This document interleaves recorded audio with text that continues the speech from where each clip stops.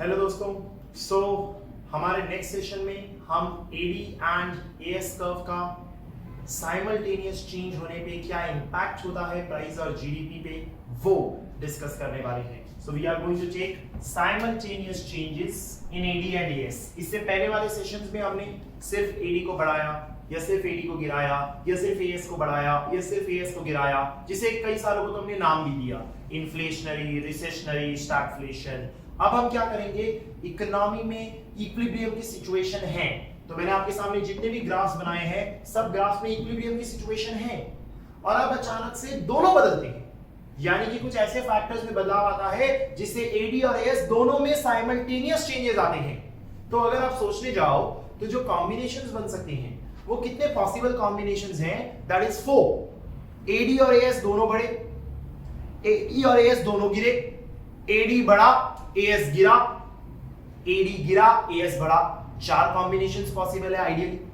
हालांकि हर कॉम्बिनेशन में 3-3 combinations possible है।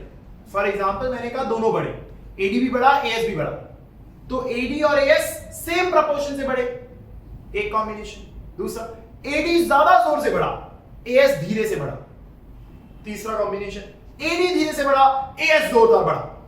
तो ऐसे ही हर कॉम्बिनेशन में 3-3 पॉसिबल है। तो हम क्या करेंगे, पहले एडी और एएस दोनों बढ़ते हैं, उसके तीनों ग्राफ्स बनाएंगे, क्योंकि पहला ग्राफ देख रहे हैं तो तीनों बना के देखेंगे, डिटेल में देखेंगे। फिर एडी और एएस गिरते हैं, उसे एक ही ग्राफ में डिस्कस कर लेंगे।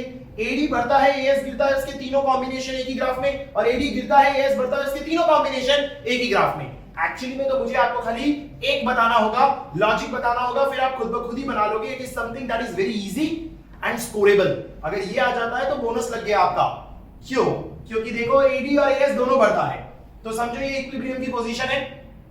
एडी बढ़ा तो एडी बढ़ेगा, तो एडी में राइटवर्ड शिफ्ट आएगा। एएस बढ़ेगा तो जितने से एडी बढ़ा एएस भी समझो उतने से ही बढ़ा,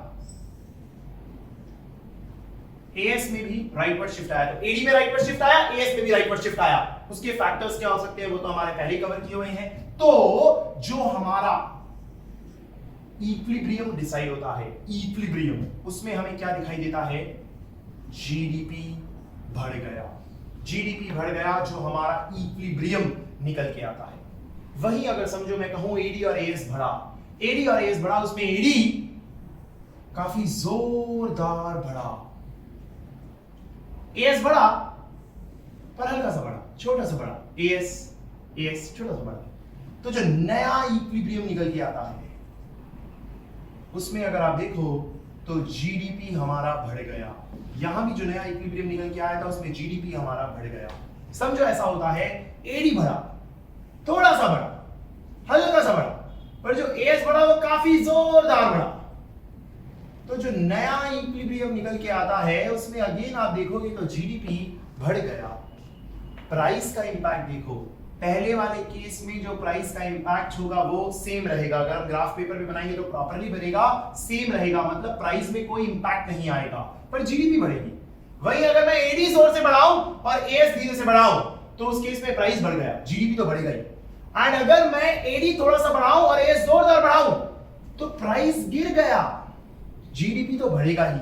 इसका मतलब एग्जाम में क्वेश्चन क्या आएगा, जब एडी और एएस बढ़ता है तो जो प्राइस पे इंपैक्ट है वो अनसर्टेन है, वो हम कह नहीं सकते, क्योंकि वो डिपेंड करता है कि एडी और एएस सेम प्रोपोर्शन से बढ़े, एडी जोर से बढ़ा या एएस जोर से बढ़ा, इट डिपेंड्स। लेकिन जो हमारा जीडीपी है वो सर्टेन है।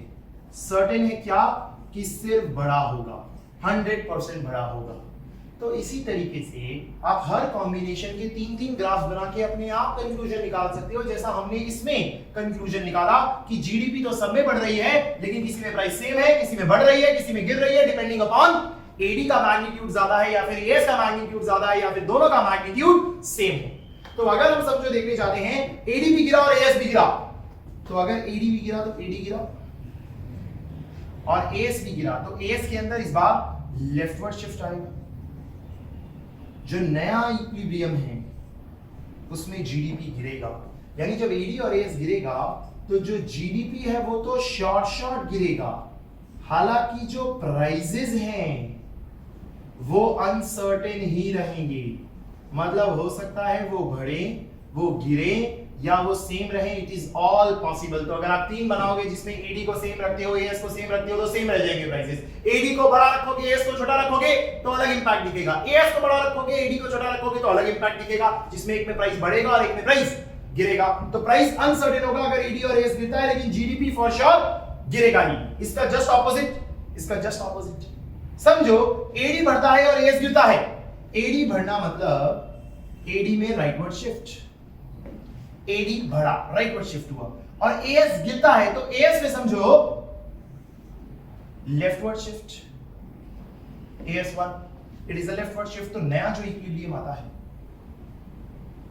उसमें अगर आप देखो तो प्राइस बढ़ गई, प्राइस बढ़ेगी ही, क्योंकि डिमांड बढ़ रही है और सप्लाई कम हो रही है, तो सुपर एक्सेस डिमांड क्रिएट हो रहा होगा। मतलब ऐसी सिचुएशन में प्राइस सर्टेन है, बढ़ेगा ही, फॉर श्योर बढ़ेगा, लेकिन जो जीडीपी क्वांटिटी है वो अनसर्टेन है, वो हो सकता है बढ़े, हो सकता है गिरे, हो सकता है सेम रहे, डिपेंडिंग अपॉन कि एडी जोर से बढ़ा या एएस जोर से बढ़ा या दोनों सेम से बढ़े। अगर दोनों सेम से बढ़े होंगे तो वो सेम ही रहने वाला, सेम ही रहेगा हमारा क्वांटिटी। अदरवाइज क्वांटिटी बढ़ भी सकता है और गिर भी सकता है, डिपेंडिंग अपॉन कि कौन सा कितने बड़े मैग्नीट्यूड से बढ़ा या गिरा। सिमिलरली एडी गिरा, एडी गिरा मतलब एडी में हुआ समझो लेफ्टवर्ड शिफ्ट, और एएस बढ़ा तो एएस में हुआ समझो राइटवर्ड शिफ्ट। तो जो नया इक्विलिब्रियम आएगा उसमें अगेन हम देखें तो प्राइस 100% गिरेगा ही, प्राइस सर्टेनली फॉल होगा फॉर श्योर, लेकिन जो जीडीपी है, जो आउटपुट है, वो अनसर्टेन होगा, हो सकता है बढ़े, हो सकता है गिरे, हो सकता है सेम रहे, anything is possible depending upon magnitude. तो this is one of the most simplest topics. इसमें एक्चुअली में कुछ पढ़ाने जैसा होता ही नहीं है, स्टूडेंट खुद ब खुद ही कर लेता है कि पहले इक्विलिब्रियम की सिचुएशन बना लो, इक्विलिब्रियम की सिचुएशन बनाने के बाद क्वेश्चन ने जो भी बोला है वो कर लो। अभी रटने मत बैठना कि एडीएस बढ़ेगा तो प्राइस अनसर्टेन, जीडीपी सर्टेन बढ़ेगा, इसमें जीडीपी सर्टेन गिरेगा और यहाँ पे प्राइस अनसर्टेन, यहाँ पे प्राइस सर्टेन, जीडीपी अनसर्टेन, ऐसे रटने जाओगे तो गए। आराम से रफ में आप बना सकते हो, रफ में बना के जो भी क्वेश्चन पूछा होगा उसे आसानी से सॉल्व कर सकते हो। आपको जो साथ में क्वेश्चंस दिए हैं वो ट्राई भी कर लोगे तो भी आपको कॉन्फिडेंस आ जाएगा, और वैसे भी आपको आ ही गया होगा कि एग्जैक्टली आपको इस सेशन में करना क्या है। तो इसके साथ हमारा जो जीडीपी का जो पूरा टॉपिक था, पूरा इस रीडिंग सेशन का, वो कंप्लीट हो गया। So it was a very lengthy discussion, we did a lot of sessions, वो सारे कंप्लीट हो गए। हालांकि इस रीडिंग सेशन में अभी भी हमारे कुछ टॉपिक्स बचे हैं with regard to economic growth, क्योंकि अभी हमने जीडीपी देख लिया, इक्विलिब्रियम देख लिया, रिसेशन, स्टैग्फ्लेशन, ये सब देख लिया। तो ये जीडीपी में इकोनॉमिक ग्रोथ किस पे डिपेंडेंट है, उसके सोर्सेस क्या हैं, उसे मेजर कैसे करते हैं, वो सस्टेन कैसे करता है, वो प्रोडक्शन फंक्शन से कैसे रिलेटेड है, टोटल फैक्टर प्रोडक्टिविटी पे कैसे डिपेंड करता है, इन सारी चीजों को हम नेक्स्ट सेशन में डिस्कस करके reading session 14 the lengthiest one complete कर लेंगे। So that's it in this session. आप इसे खुद ब खुद ट्राई करके बनाएंगे तो आसानी से सारे के सारे हो जाएंगे। Take care, have a nice day.